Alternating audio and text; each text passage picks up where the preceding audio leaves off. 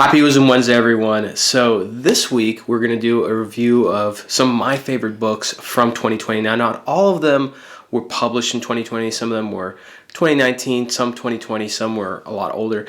But we had a wonderful year, of course, a very difficult year, full of a lot of knowledge and wisdom. And so I want to share with you my top books from 2020. But before I do, let's check out some fun and interesting clips from Mindloom in 2020. Here's some of my favorite moments. Happy Wisdom Wednesday, everyone. And the book of the week is... Oh, Ah!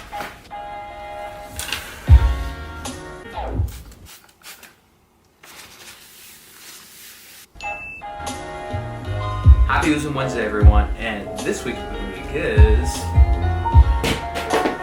Aspen, which I have this wonderful, fantastic view behind me. And, you know... So there I am. Pretty cool. Coming on here for a moment, introducing yourself to everybody. Hello, my name is Dale. Celebrate the new year, and The book of the week is... I forgot the book.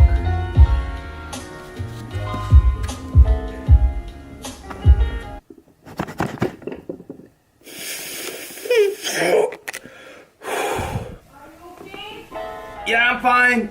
1, 2, 3.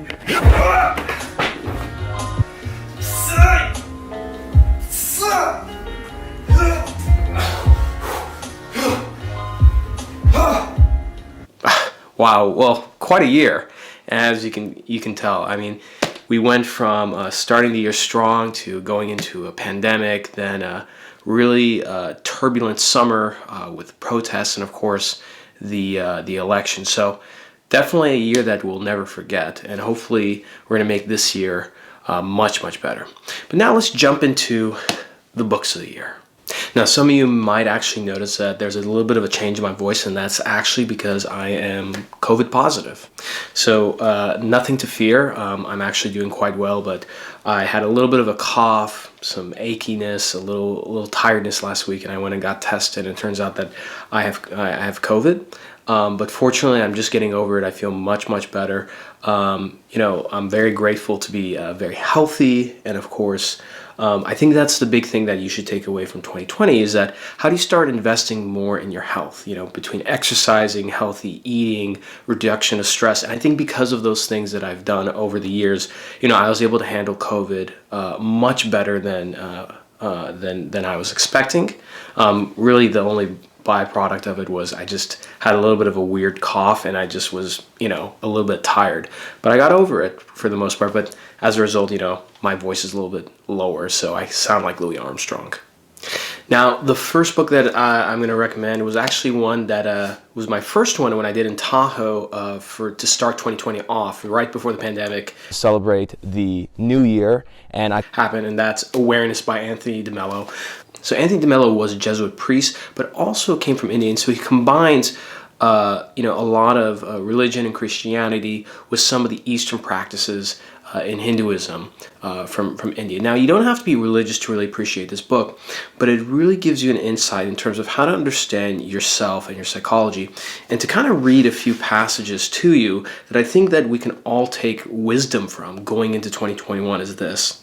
The 3 most difficult things for a human being are not physical feats or intellectual achievements. They are, first, returning love for hate, second, including the excluded, and third, admitting that you're wrong. Now, before enlightenment, I used to be depressed. After enlightenment, I continue to be depressed. But there's a difference. I don't identify with it anymore. And I think that especially for many of us who had a very tough 2020, there are emotions that we had, and there's nothing wrong with those emotions, not at all.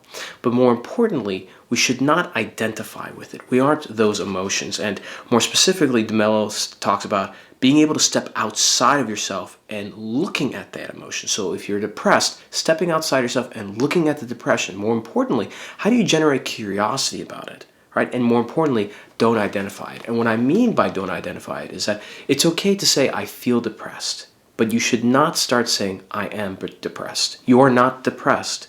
you have depression, right? You can identify that you have it, but you should try not to identify it, because then you start to build an identity around that emotion, and that's not what we want to do. So really wonderful book. It's one of the ones that you'll often come back to and meditate and reflect on. I think it's a fantastic read. And of course, very thin, but full of wonderful wisdom. And more importantly, if you prefer not to read it, the audiobook is also fantastic, because the audiobook involves Anthony DeMello essentially reading it and also doing some of his live lectures, so you'll enjoy it.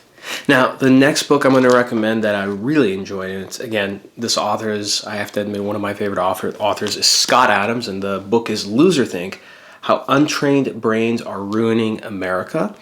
And the reason why I recommend this book is because one thing we've learned, whether it was how COVID was handled or the election, is that people are often stuck in their mental prisons. What we often see happening is what we can call two movies on one screen, where there's really just one thing that we're all seeing, but there's two different ways of interpreting it, more often than not, many different ways. And so Scott Adams wrote this book and essentially provides you a framework to start identifying what does it mean to have loserthink. How can you make sure that you don't fall into these mental traps and prisons that force you to look at the world in one very specific way, and more often than not, it's probably the way that not necessarily is wrong, but definitely not going to be advantageous to you. And so how do you break out of that so you can be more of a grounded and holistic thinker versus, say, seeing things very one-sided, allowing your biases based on what kind of religion or political party or identity that you have,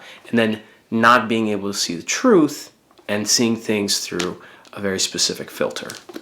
Now, one of many, many good points in this book is this one, which I think, especially coming out of 2020, we can really take to heart, which is this: one big disadvantage of being both confident and wrong is that we construct artificial worlds in our minds that are based on that wrongness. And I think that's one of the traps, is that when we are wrong and we're very confident about what position we're holding, we're very unaware of it.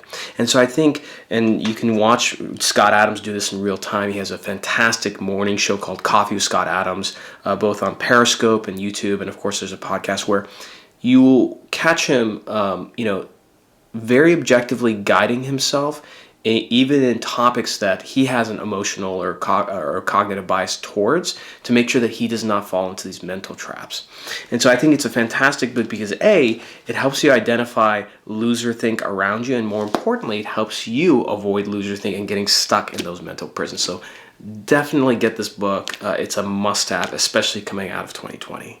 Now, the next book is Ray Kurzweil's How to Create a Mind: The Secret of Human Thought Revealed. So, of course, for many of you who are really into sci-fi and more specifically into artificial intelligence, this is a fantastic book, especially as we go into the new world. A lot of companies are investing heavily into AI and trying to recreate the human brain and experience. And so this really gives you a nice introduction to neuroscience and psychology. And it was a fantastic book because when I reviewed it, I had hit my 2-year anniversary in doing the Mind Loop show every week. But that day, my camera equipment was not working, and I made this fantastic video, but I couldn't download the files for some reason, so I had to shoot the video on my iPhone. So happy Wisdom Wednesday, everyone. And if you can't tell from the quality of this video or the fact that I have it juggling, I'm having a lot of technical difficulties this week. I was really proud of myself that day because, again, even when there was an obstacle in front of me, I found a way to do the video. But hey, I made a promise to y'all that I'll be doing this every week, no matter what. And guess what? What's funny enough, and maybe this is kind of a test, today is actually my 2-year anniversary of doing this show. So it's been 2 years every Wednesday that I've been showing up and doing this for you all. And of course, it's not without the wonderful support and energy that I get from all of you. But another interesting passage, and again, this book is fantastic because there's a lot of really great pictures and diagrams. It's written really well. But something that he writes in here, which is your brain's interpretation of an image actually influences your experience of it. So again, think about what we learned from Loserthink in terms of how easily we can fall into our mental prisons. And one thing that I realized in 2020 is that video lies. A lot of times when we think, oh, if I see with my eyes, then it must be true, it's not.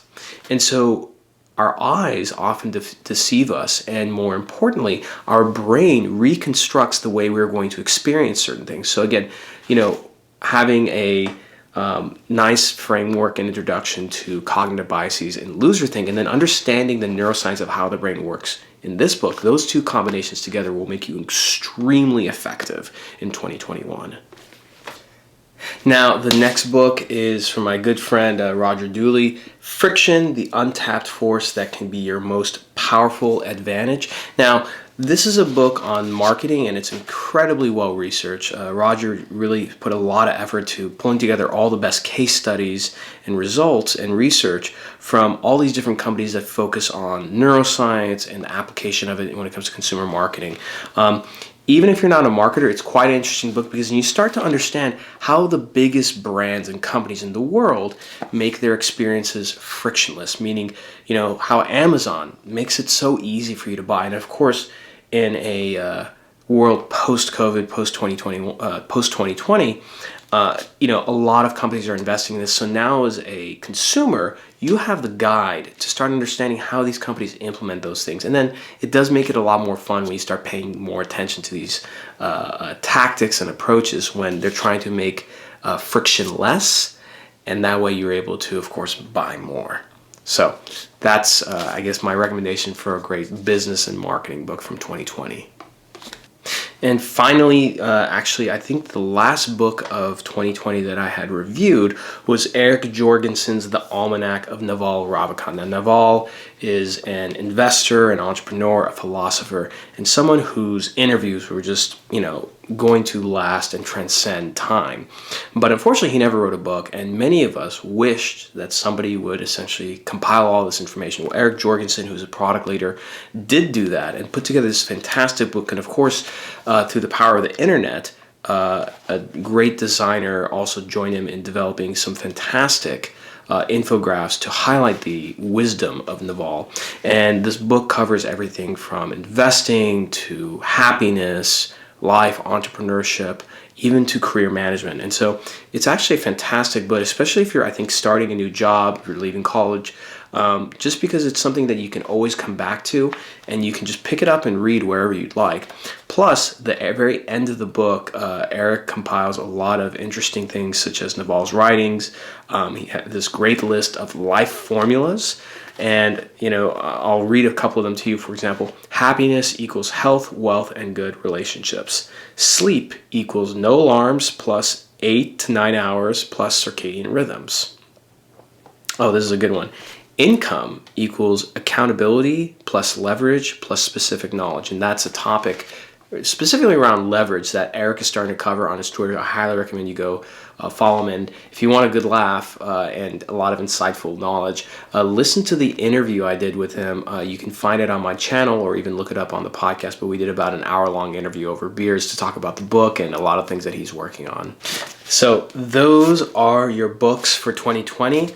Go ahead and leave a comment, and of course on my YouTube channel, specifically on this video. Best comment using the title of one of these books will get the book from me as a prize. So I'm going to try and do some more giveaways on books. So that being said, Happy New Year. Welcome to 2021. We're going to make it a lot better than last year. Happy Wisdom Wednesday. It's great to be back. Stay safe out there. And of course, as always, I'll see you next week.